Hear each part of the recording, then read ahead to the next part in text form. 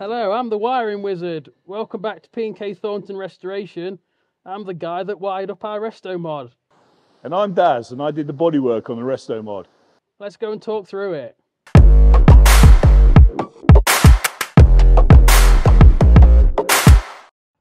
Sorry, I thought you were still rolling. So here we are in front of the Restomod. So we haven't done a video in some time, but we've done an awful lot of work on the car. As you can see, the engine's in, the fuel injection stuff's on. So we'll just talk you through some of the sort of bespoke elements. Daz has done previous videos on the body, so please feel free to check that one out as well. Me and Daz actually put the engine back in the car between the pair of us, which was quite difficult, wasn't it? It was one of those moments where we thought, well, we've got to get it in there to try and see if it'll fit and make sure everything's going to line up properly. Nobody else is going to do it. Let's do it ourselves. So we got the engine in, and it went in really, really well. We managed to get it in with just the two of us, with the gearbox attached and everything, and it all lined up and went in where we wanted to go. So then we could start figuring out placements of wiring for Paul and plumbing the car in, and start figuring out what else we needed to make to get this beast running. We ended up doing a lot of sort of bespoke bottles and tanks and things like that, obviously with the fuel injection to get the brakes to work correctly. So we ended up making vacuum tanks that Daz has very kindly done. And then we came to the air conditioning system. So we've designed and installed an air conditioning system for the car, which obviously we had to sort of make pipes and sort of go from there and think about routing and how things are gonna lay, and also so it looks right, so it looks nice and neat. You know, even silly things like the brake lines, we've sort of routed them similar to where they would be on an original car, but sort of tried to move everything down and out the way to keep the engine bay nice and sleek. There's not really an element on the car that we haven't sort of looked at, altered, modified, and moved around. Because of what we've done in the front end with some of the expansion tanks and the vacuum tank, we've located the battery now in the boot with a bespoke fire extinguisher system to help with the keeping the car under control if the unfortunate ever does happen. We've spent a bit of time trying to make a bespoke install in the boot of the car, all out of aluminium, that's going to be trimmed at a later date to give it all hidden away so you can't see it, with a little access panel which is room to put your little toolkit to match the car with. We've also, as Paul was saying about the vacuum tank, done a lot of work to try and make that fit into the car, make everything fit lower down. So we've designed the tanks, the washer bottle as well, to fit into the access area around the front of the sill, so it kind of gets lost into the sill position, so it doesn't stand out in your face anymore. First up, we'll show you the vacuum tank that we've made. So originally the vacuum tank was sort of like a cylindrical chamber. So Daz came up with this idea of sitting them down in the sill void so you can't see them at all. We painted them black so they sort of blend in very nicely, and then from that it mounts the rear brake fluid reservoir, the vacuum pump itself.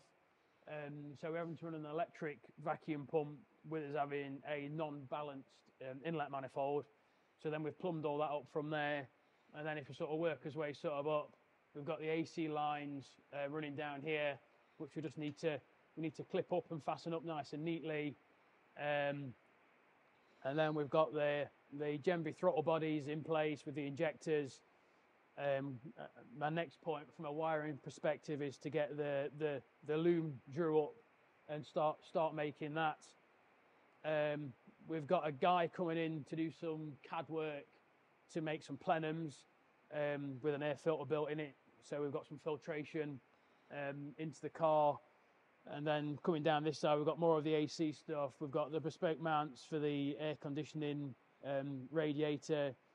We've got a nice big modern alternator on there to cope with the extra electrical stuff on the car. And then we've got, just coming back this way a minute, we've got a nice tubular manifold that we've had coated with a Zerkatech coating to keep the engine bay temperature down. because we all know that the Jag V12 likes to run nice and warm. So then on this side of the car, we've got Daz's mirrored design from the vacuum tank. We've got a washer bottle, again, sat nice low down in the sill void there. And then the same bespoke billet brake fluid reservoirs that we've got on the other side. And then, like I was saying, we've sort of blacked everything out, so everything sort of dulls down, and then the engine sort of pings out. And again, exhaust and throttle bodies this side. Better view of the alternator and AC compressor. And then with the suspension, we've gone with mainly standard components, but with some big 4-pot brakes, and some, with you seeing the dampers, some sort of period-esque looking, good quality dampers on the car as well. So something else that me and Daz have spoke about at length is what we would do if we was going to do another car, for whether it's for a client or something for ourselves. So what ideas have you got, Daz? Well, a lot of the things that take away, this is a Series 3, obviously E-Type originally, and it's always had the big, ugly, high roof line and big upright screen on it. What I'd love to do is to actually have a bespoke roof made. We'd lower the roof a little bit and rake the windscreen angle back a little bit more to make it even more sleeker than it would be. The other thing I quite like as well is on this car, as we've done the wide arches and everything like that, I'd quite like to have brought that ground effects down a little bit and made the sills a little bit lower to the ground and let the wheel arches flare into those a little bit more, just so you get that low to the ground look about the car. But as we said, we talk about bodywork and stuff like this. It's all down to the customer, what they want at the end of the day, and we can do that. As I always say to them, it's only metal. All you got to do is hit it harder. It'll submit in the end. I wouldn't run a Jag V12 engine. I'd run something like a modern Jaguar Land Rover, like the 5-litre supercharged unit that they use in the SVR Range Rover range, for argument's sake, with a nice 10-speed gearbox on the back of it, which would be sort of the ultimate GT cruising sort of spec, but you've got plenty of grunt to get around. And again, I'd go sort of even more radical interior-wise, sort of go like a modern-ish sort of TFT digital dashboard, away from the sort of original-looking Smiths gauges, but sort of do a TFT screen with the Smiths gauges in it, and then sort of like a sat-nav infotainment system that will all sort of pull in together, just to give it that sort of ultimate sort of high-end, sort of sleek. Give you the vintage look, but with all the quality and comfort of a modern car. Yeah. So you can go do your 6 hours down through France and get to where you want to be in style, because the car will look fantastic, but you'll feel refreshed and everything. Yeah, is really nice inside. Yeah, it's a good idea, that. Yeah. So the other thing we've had done is, if you come into the car with me, is we've had the faces of the gauges changed to cream with the 4 TPO logo put in them. But also as well, we've had them digitalised, with us running the power box and the ECU to control the electronics in the car.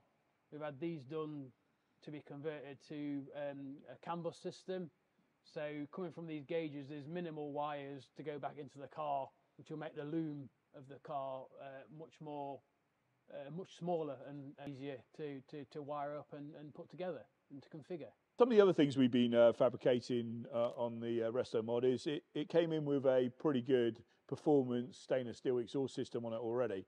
Obviously, the client on this car is really passionate about Jaguars and E-Type, so the whole idea of this car was to keep it looking like an E-Type, either by its look or by its badging or whatever. But it's we wanted to retain that, so it's.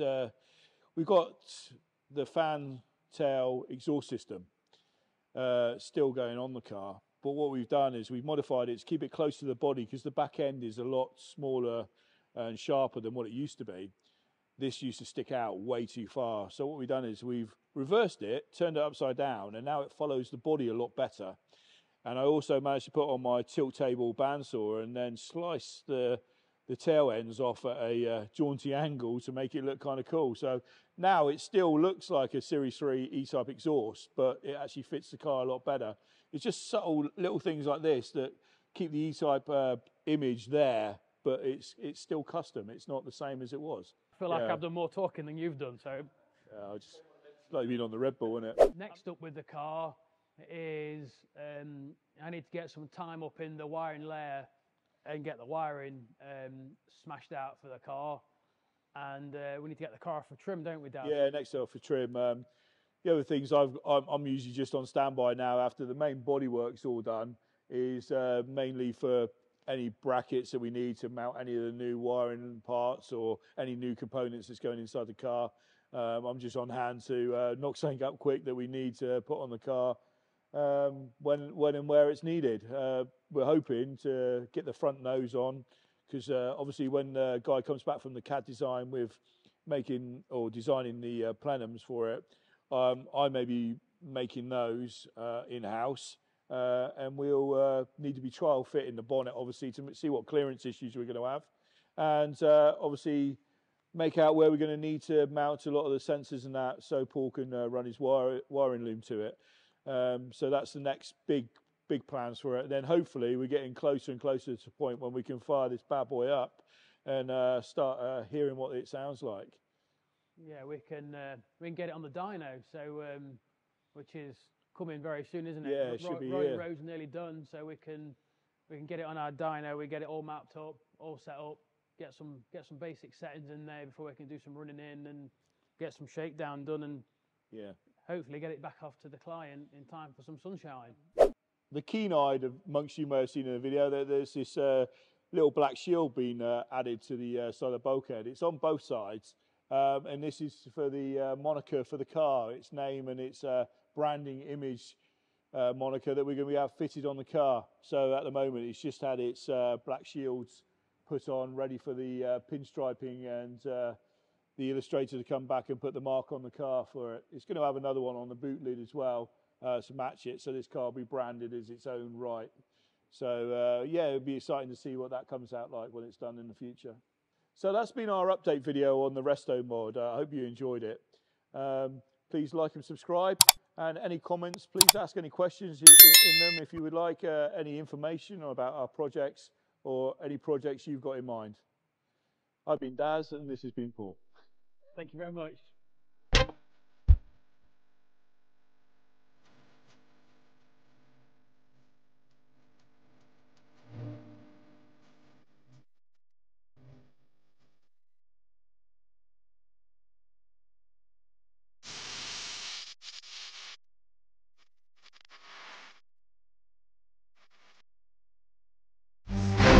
Paul sat on my knee on the wheels. Like a baby.